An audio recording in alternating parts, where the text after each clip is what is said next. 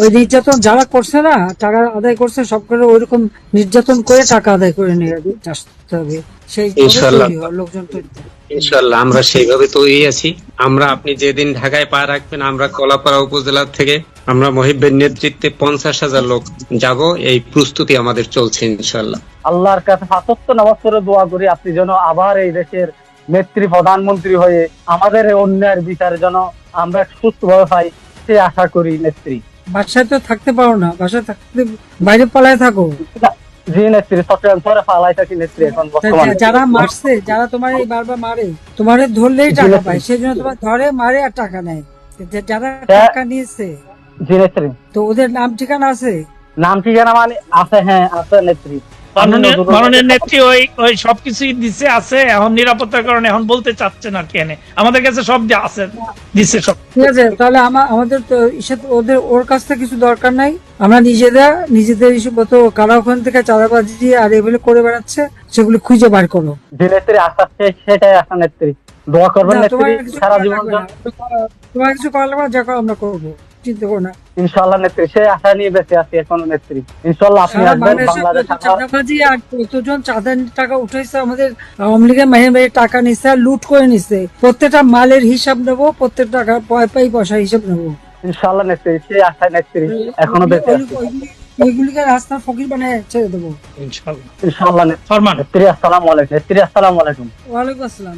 নেত্রী। 5 আগস্টের পরে আমাদের কি অবস্থা দিন যাচ্ছে বলার মতো না। আমরা যে কি অবস্থায় আছি এখনো, যখন এই অবৈধ ডক্টর ইউনূসের নির্বাচন ঘোষণা দিয়েছিল ইসি, 17 জানুয়ারি আমি একটা ভিডিও বার্তা দিছিলাম, মানে অবৈধ নির্বাচনের বিপক্ষে। এই নির্বাচনের ভিডিও বার্তা ইস্যু করে আমাকে চট্টগ্রাম নাসিরাবাদ মোড় থেকে ধরে নিয়ে সন্ত্রাসীরা 15-16 জন নাসিরাবাদ স্কুলের মাঠে নিয়ে আমাকে কিভাবে যে আপনাকে আমার ওই দিনের ঘটনাগুলো কিভাবে যে শেয়ার করবো বুঝতেছি না। মানে এমন ভাবে নির্যাতন করছে, এমন ভাবে মারা হইছে। 2 ঘন্টা আমাকে মানে খেলার একটাম দিয়ে ফিডে আমার মাটির মধ্যে শোয়ে স্কুলের মাঠে, মানে আমার গলার মধ্যে চুরি ধরে আমার মেজো ভাই সামান্য একটা মসজিদের সহকারী ম্যাম, ওনাকে ফোন দিয়ে আরো 3-7 জন থেকে ধান নিয়ে 70 বাচ্চা নিয়ে ওখানে যাওয়ার পর আমাকে, এরপরও আমাদের ভাইদের সামনে 2 ঘন্টা আরো ফিরে 12:45 আমাকে ছাড়ছে। এরপর এরা মানে সাদা একটা পেজে একটাম নিতে, মানে এই ঘটনা যেন কাউকে না বলি। আমার ভাই, আমার সেজ ভাই ছিল, আমার আর আমি 3 জন থেকে একটাম নিতে, মানে এই বিষয় যেন কাউকে শেয়ার না করি, কাউকে না বলি। এরপর আমি যে অবস্থায় চট্টগ্রাম শহরে অবস্থান করছিলাম একটা বড় ভাইয়ের বাসায়, অনেকদিন একদম কিছু করতে পারতেছি না, বাড়িতে যেতে পারতেছি না। আমি এখনো ওই রাতের কথা মনে পড়লে আমি ঘুমাতে পারি না নেত্রী। আমাকে ওই দিন রাতে আমার মা মারা গেছে 2 বছর আগে। আমার ফ্যামিলি নেত্রী, আপনার জন্য যে আমার ফ্যামিলি, পুরা ফ্যামিলি আমরি। আমার আব্বু এখন নামাজ পড়ে পড়ে দোয়া করে আপনার জন্য নেত্রী। আমার ওই দিন এমন একটা জায়গা নিয়ে, মেয়ে ছিল আপনার 12-13 জন, ছেলে ছিল 25-26 জনের মতো ছেলে। আমাকে রাত ভর চুরি, এখনো চুরি আঘাত নেত্রী। এখানে চোখের অবস্থা এখনো খুব বাজে। চোখের 7 দিন আপনার মেডিকেলে ছিলাম। রাত ভর মারার পর আমি মনে করছি আমাকে সকালে ছেড়ে দিবে। সকাল যখন 8টা বেজেছে, এরপর আপনার ভীষণ ভাবে আমাকে মারার পর আমি মায়ের আর সহ্য করতে না পারে আমার বড় ভাই, বাঁশখালী পৌরসভা সমিতির সাধারণ সম্পাদক, আমার রাজনীতির অভিভাবক, যার হাত ধরে আমি রাজনীতি এসেছি, আল্লাহর কাছে ফাঁসত্ব নামাজ পড়ে দোয়া করি আপনি যেন আবার এই দেশের নেত্রী প্রধানমন্ত্রী হয়ে আমাদের এই অন্যায়ের বিচারে যেন আমরা সুস্থভাবে পাই, সে আশা করি নেত্রী। বাসায় তো থাকতে পারো না, বাসায় থাকতে বাইরে পালায় থাকো। জি নেত্রী, চট্টগ্রাম শহরে পালাই থাকি নেত্রী এখন বর্তমানে। যারা মারছে, যারা তোমার এই বারবার মারে, তোমারে ধরলেই টাকা পায়, সেই জন্য তোমার ধরে মারে আর টাকা নেয়। যারা টাকা নিয়েছে, জি নেত্রী। তো ওদের নাম ঠিকানা আছে? নাম ঠিকানা মানে আছে, হ্যাঁ আছে নেত্রী। মাননীয় নেত্রী ওই ওই সবকিছুই দিছে আছে, এখন নিরাপত্তার কারণে এখন বলতে চাচ্ছে না কেন, আমাদের কাছে সব আছে, দিচ্ছে সব। ঠিক আছে, তাহলে আমাদের তো ওর কাছ থেকে কিছু দরকার নাই। আমরা নিজেদের ইস্যু কত, কারা ওখান থেকে চাঁদাবাজি আর এগুলো করে বেড়াচ্ছে, সেগুলো খুঁজে বার করো। যে নেত্রী আশা, সেটাই আশা নেত্রী।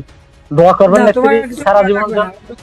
তোমার কিছু করা লাগবে না, যা করো আমরা করবো, চিন্তা করো না। ইনশাল্লাহ নেত্রী, সে আশা নিয়ে বেঁচে আছি এখনো নেত্রী। ইনশাল্লাহ আপনি আসবেন বাংলাদেশ। চাঁদাবাজি আর কতজন চাঁদার টাকা উঠাইছে, আমাদের আওয়ামী লীগের মাহির টাকা নিচ্ছে আর লুট করে নিচ্ছে। প্রত্যেকটা মালের হিসাব নেবো, প্রত্যেক টাকা পয়সা হিসাব নেবো। ইনশাআল্লাহ নেত্রী, সেই আশায় নেত্রী এখনো বেঁচে আছি। ওইগুলিকে রাস্তা ফকির বানায় ছেড়ে দেবো। ইনশাআল্লাহ নেত্রী, নেত্রী দোয়া করবেন, আমার ফ্যামিলি, আমার আব্বুর জন্য দোয়া করবেন, আমার ভাইদের জন্য দোয়া করবেন। আমরা খুব ভয়াবহ আর বাড়িতে ফ্যামিলি। বলবো না, আর তুমি একটু সাবধানে থাকা, আর ওই বারবার ধরা পড়ো না, আর বাড়িতে টাকা খরচ করো না। যে আমার বড় ভাই আপনার সাথে কথা বলার জন্য আসতে চাইছিল, একটু দেরি হতো। উনিও অনেক দূর, উনি আজকে 5 তারিখ পরে মামলা, আপনার সাথে মামলা, 5টা মামলা নেত্রী বর্তমানে। মামলা তো শেষ নাই, ওর যে মামলা দিচ্ছে ওই যে সব যাবো তো জায়গায়, সবাই একসাথে কোর্টে হাজির হবো। বেশ ইনশাআল্লাহ নেত্রী, ইনশাআল্লাহ নেত্রী। ঠিক আছে বলো।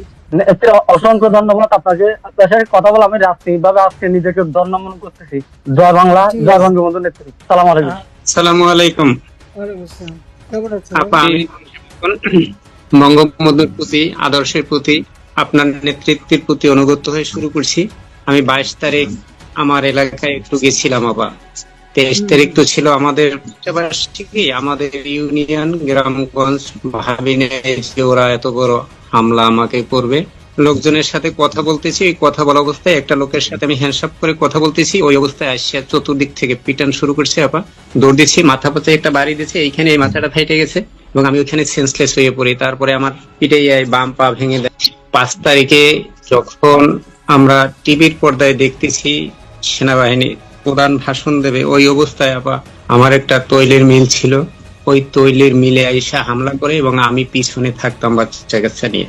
তৈলের মিলে হামলা করে ভাঙচুর করে ওরা বের হয়ে যায়।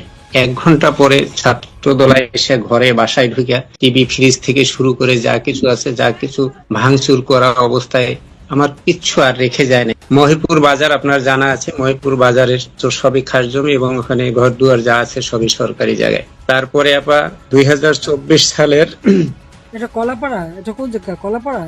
জি, কলাপাড়া উপজেলার মহিপুর থানায়। আপা কলাপাড়া উপজেলার মহিপুর থানায় আমাদের মহিব ভাই হলো প্রধানমন্ত্রী ছিলেন যে, তিনি ঘোষণা দিয়েছেন 50,000 লোক আমরা সমাগম হবো। এটার প্রস্তুতি চলছে, আমরা ইউনিয়নে কমিটি করতেছি যাওয়ার জন্য ইনশাল্লাহ।